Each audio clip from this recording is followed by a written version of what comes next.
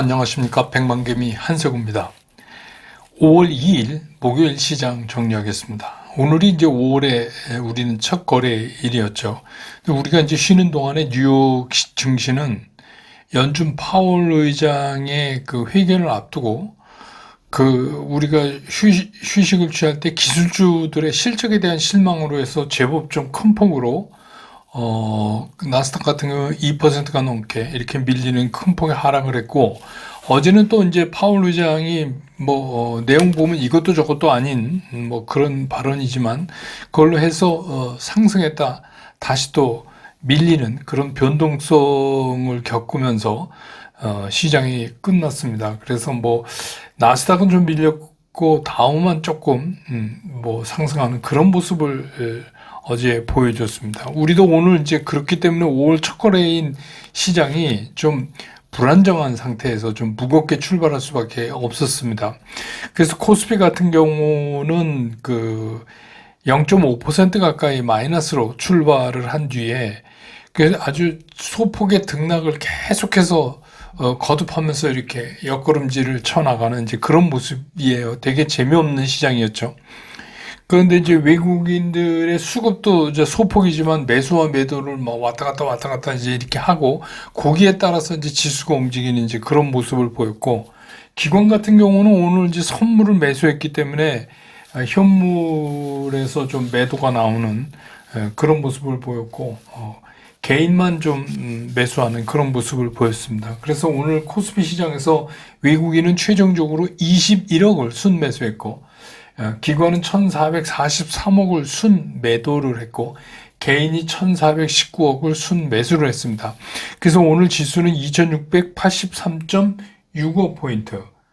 그래서 지난 연휴 전 화요일 날, 지난 화요일보다 0.31%가 하락하면서 장을 끝냈습니다. 코스닥 같은 경우도 거의 0.4% 가까이 이렇게 밀리면서 시작을 했는데, 코스닥은 이제 오늘 하루 종일 개인들만 매수를 보이는 가운데, 지수도 이제 외국인들이 매도 강도를 강하게 하냐 약하게 하냐에 따라서 플러스와 마이너스를 막 오가는 그런 모습을 종일 나타냈습니다. 그래서 결국 오늘 이제 최종적으로 외국인들은 코스닥 시장에서 690억을 순매도했고, 기관도 155억을 순매도했고, 개인만 995억을 순매수를 했습니다. 그래서 오늘 코스닥 지수는 867.48포인트. 그래서 지난 화요일보다 0.17% 하락을 하면서 장을 끝냈습니다. 근데 이제 기술적으로 보면 코스피도 그렇고 코스닥도 그렇고 똑같아요. 오늘 이제 양봉이지만 하락 양봉이잖아요. 하락 양봉이지만 아직은 추세를 그냥 붙들고는 있어요. 아직은 추세를 붙들고는 있어서, 역시 이제 우리가 내일 장 열리고 나면 또 쉬게 되잖아요. 그래서 연휴 이후의 흐름이 굉장히 중요해진 그런 자리다, 이렇게 볼 수 있습니다. 오늘 환율은 1375원 90전으로 끝나면서 어제 이제 달러 약세 영향을 받아서 6원 70전이 환율은 떨어졌습니다. 시총 상위 종목에 대한 주체별 움직임을 보면, 오늘 이제 외국인과 기관이 동시에 산 건 삼성전자, LG에너지솔루션, 삼성 SDI 이렇게 세 개예요. 근데 삼성전자는 외국인은 397억을 순매수했고, 기관이 63억을 순매수했고, 개인만 파는 그런 모습을 보였습니다. 그러니까 오늘 이제 좀 삼성전자를 오후장에서 이제 외국인들이 좀 물량이 좀 나왔어요. 비교적 전체적인 아니고 JP모건이나 그런 데는 샀는데, 다른 이제 창구로 우리 삼성증권 창구로도 좀 나온 것 같고, USB 이런 데가 좀 파는 그런 모습을 좀 제법 크게 파는 그런 모습을 오늘 보였습니다. 그러면 전체적으로 397억을 샀고요. 기아는 오늘 이제 외국인들이 393억을 샀지만 기관이 189억을 팔았고, 반대로 현대차는 외국인들은 152억을 팔고 기관이 102억을 샀습니다. 삼성 SDI는 외국인들이 287억을 사고 기관도 37억을 샀습니다. 요새 이제 이슈가 되고 있는 네이버는 외국인이 29억을 팔고 기관이 149억을 샀습니다. 코스닥 보면은 에코프로비엠, 에코프로는 외국인 기관 모두 판 종목입니다. 예. 그리고 그 알테오젠만 외국인 99억, 기관이 48억 이렇게 동시에 순매수하는 그런 종목입니다. 오늘 뭐 전체적으로 개별 종목별 움직임, 섹터가 움직였다고 보기보다는 개별 종목들이 움직이는 거를 더 많이 오늘 좀 느낄 수 있었어요. 그래서 오늘 보면은 그 뭐 여행, 저가 항공 뭐 이런 거 있죠. 이거는 뭐 지금 이제 막 이미 시작되고 있지만 이 5월 초에 연휴. 그래서 일본, 중국, 한국 다 그렇잖아요. 그래서 이제 인바운드, 아웃바운드 여행객이 증가하고 뭐 이런 거에 대한 이제 기대감 때문에 그랬고. 그다음에 이제 우주항공, 방위산업 뭐 이런 관련인데 특히 이제 LIG 넥스원이 그 실적이 나왔는데 매출 7,635억에 영업이익이 670억 원이에요. 그러면 이제 전년보다는 영업이익이 조금 2% 정도 떨어졌는데 이게 시장 컨센서스보다는 16%나 상승한다. 뭐 이래가지고 그게 이제 조금 시장을 끌고 나가는 이제 그런 모습을 조금 보여줬고요.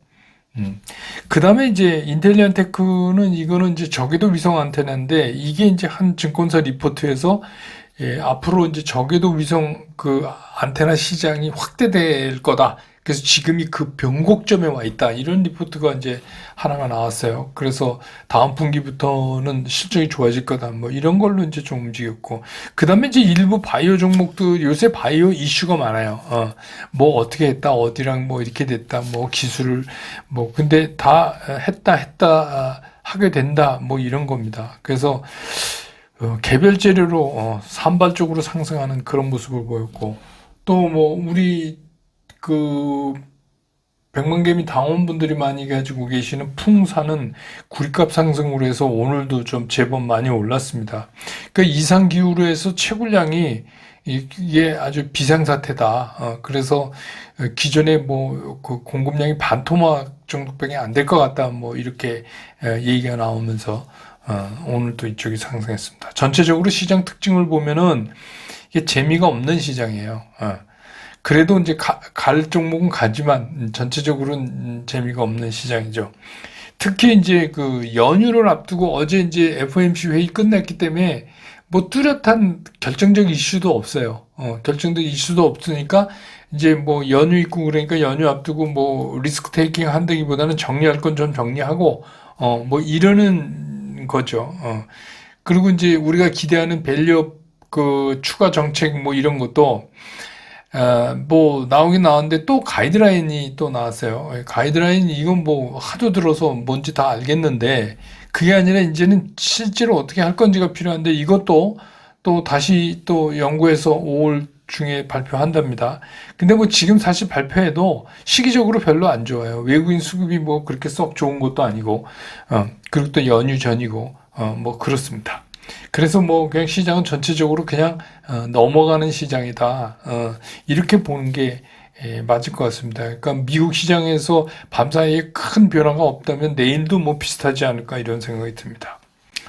여러분들하고 그 약속드린 대로 5월 11일 토요일 날 오후 1시 30분부터 그 여의도에 있는 한국화재보험협회 강당에서 제가 이제 그 오랜만에 진짜 오랜만에 여러분들을 오프라인에서 직접 만나 뵙고 설명회를 하려고 합니다. 그 여의도 그 역 5번 출구에서 한 150m, 조금 더 될 수도 있어요. 이렇게 돌아가니까 직선으로 못 가잖아요. 건물이 있어서. 그래서 그 1층에 스타벅스 있는 그 건물입니다. 금방 찾으실 수 있고. 그래서 다 연락을 받으셨을 텐데 신청을 하신 분 중에서 부득이한 사정으로 못 오시는 분은 꼭 병정개미한테 연락을 좀 주시기 바랍니다. 여러분이 받았던 그 전화번호로 하시면 됩니다. 백만개미 스쿨 가입 문의는 역시 그 카카오톡에 백엔츠 치시고 거기다가 문의사항 남겨놓으시면 저희가 처리해 드리도록 하겠습니다.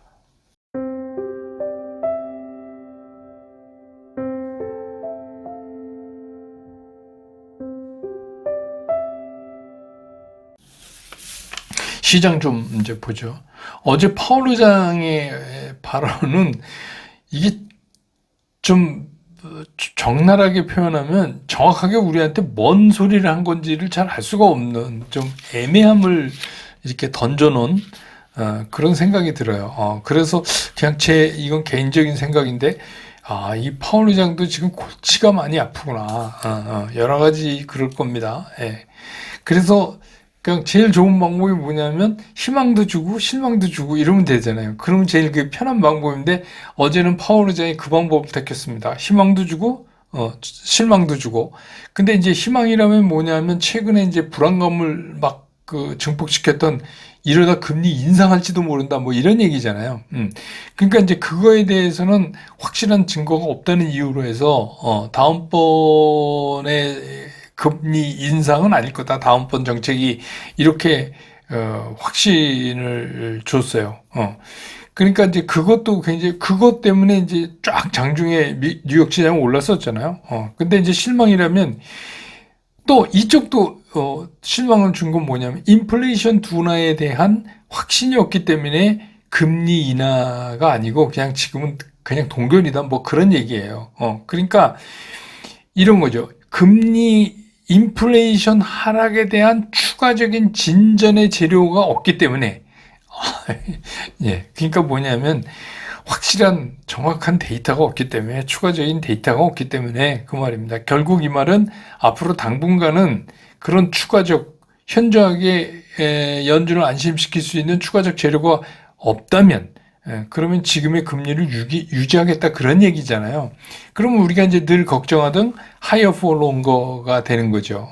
higher for longer가 되는 거죠. 그래서 이제 막 걱정하고 뭐 이랬는데 그러면서 이제 거기다가 또 희망적인 말을 하나 또 툭 던졌어요, 다시. 그게 뭐냐면, 최근 그 경기 침체에 대한 그 이제 기자들의 질문이 나오니까 나는 이제 스태그플레이션 얘기 많이 나왔잖아요. 그러니까 난 경기 침체도, 인플레이션도 보지 못하겠다. 없다. 그런 얘기를 해서 그것은 뭐 이제 조금 좋은 쪽으로. 그래서 이거를 막 좀 뒤범벅을 해놨어요. 얘기를 뒤범벅을 해놨어요. 그 얘기는 쉽게 얘기하면 그냥 연준 의장인 나도 잘 모르겠다 이런 거 같이 저는 이제 들렸는데 그러면서 6월부터 매월 지금 그 QT 긴축하는 그 대조표 축소하는 거에서 그 채권 부분에 250억으로 낮춰서 그러면 이제 뭐 의미로 말하자면 한 350억 정도 유동성을 공급하는 것 같은, 긴축 줄이니까 공급하는 것 같은 효과가 있잖아요. 근데 이제 이것도 얼핏 보면 좋은 것 같은데 또 가만히 생각해 보면 미국 정부가 이 국채 발행을 계속해야 돼요. 뭐 바이든 정부가 하도 약속해 놓은 것도 많고 또 그동안에 뭐 진짜 무시무시한 미국 정부의 그 부채를 유지해 가려면 차원 발행 계속해야 되고 이자도 줘야 되고 뭐 이러니까 그러니까 뭐 크게 늘어나지는 않지만 계속해서 국채 발행이 있어야 되는 거에 대한 밑밥 간 거 아닌가 하는 생각이 이제 전 개인적으로 들어요. 왜냐하면 그렇게 안 하고 계속해서 국채 발행을 하게 되면 10년 만기 기준으로 보면 계속해서 채권 레이트가 올라갈 거요. 올라갈 수밖에 없을 거요. 예. 만약에 지금 이제 상태가 유지된다면. 그래서 이제 그런 거에 대한 좀 선제적 조치를 한 거 아닌가. 그런 생각이 들어요. 그러면 이렇게 되면 이제 뉴욕 시장도 어제 그랬지만 시장의 변동성이 커질 수밖에 없어요. 왜 그러냐면 금리 인하를 두고서 시장에서 뭐 이건 이랬다 저건 저랬다 뭐 이러면서 밀당이 계속 시장은 원래 그런 데니까 그게 앞으로도 상당 기간 계속될 것 같은 생각이 드는 거예요. 그러면 어떻게 돼요? 상당 기간 시장은 들쭉날쭉할 수밖에 없다. 그런데다가 어제 이제 파월 의장이 이런 얘기도 했어요. 미국 대선 그 일정과 관계없이 신뢰할 수 있는 자료가 나오면 금리 인하를 한다. 그거는 무슨 얘기냐면 아니 대선을 앞두고 인플레이션이 죽어요? 그 얘기는 다시 잘 생각해 보면 결국 4분기 후반 쪽 정도까지는 금리 인하 없다 이런 얘기도 들리거든요. 그러니까 이제 우리가 이거를 참 선문답 같이 하니까 잘 들어야 되는데, 그렇다면 상당히 지금의 금리 상태가 지속될 가능성이 있다. 이렇게 보는 게 우선은 좀 편해요. 우리 생각에. 근데 이제 주식 투자하기 제일 좋은 게 뭐냐면, 시장이 이제 어떤 한 방향으로 가면 투자하시기 좋잖아요. 예. 근데 이제 또 이렇게 지금처럼 막 이렇게 오르내림이 계속 있고 막 그런 시장이 이제 이렇게 되는 것도 뭐 그렇게 돈 벌기가 아주 나쁘다 이렇게는 또 볼 수가 없어요. 주가가 오르고 내리고 막 이렇게 뭐 예를 들어서 나는 주식 사면 뭐 몇 년 동안 팔지 않는다 이런 분은 좀 답답하겠죠. 그렇겠지만 그렇지 않고 시장을 잘 읽으면 오히려 어려운 것도 아니다. 이런 시장도 이런 생각이 들어요. 그러니까 무슨 얘기냐면, 시장이 우리가 생각했던 것보다 점점 더 수급이 우선되는 이 시장이 이제 된 거잖아요. 그렇게 되면 오르락내리락하면 그거를 뭐 이 뒤에 있는 배경이 어쨌든 시장에서 나타나는 핵심적인 움직임은 뭐냐면 수급이 그때그때 변하는 거잖아요. 그렇기 때문에 매매 원칙이라는 걸 잘 지키면 이런 시장 또한 한번 해볼 만하다 이런 생각이 들어요. 그리고 이제 여러분이 4월에 경험하셨지만 4월에 잘 이렇게 매매 원칙대로 하신 분들은 오히려 수익이 나잖아요. 그죠? 그러니까 그게 그렇게 시장 전체적인 거, 왜냐하면 우리는 인덱스 펀드를 하는 게 아니니까 시장 전체적인 거에 너무 몰입하지 마시라는 거죠. 그러니까 우리가 관심 있고 내가 보유하고 하는 것들에 대한 구체적 수급이 어떻게 변하고 있는가, 그거를 체크하는 게 훨씬 더 낫고, 그러다 보면 또 이런 이제 제가 얘기하면 범피, 울퉁불퉁한 시장을 막 가는 것도 그렇게 나쁘지는 않고, 또 그거 지나면 또 어떤 방향을 잡아서 시장이 또 움직일 수 있으니까 시장 상황에 맞춰서 이런 때는 이렇게 하고 이런 때는 이렇게 하고 하는 것도 괜찮다. 이런 말씀을 드립니다. 오늘 시장 정리 이렇게 하고, 저는 또 내일 이제 연휴 앞두고 금요일이잖아요. 그래서 이제 내일 장 끝난 다음에 다시 여러분 곁으로 돌아오겠습니다. 여러분 고맙습니다.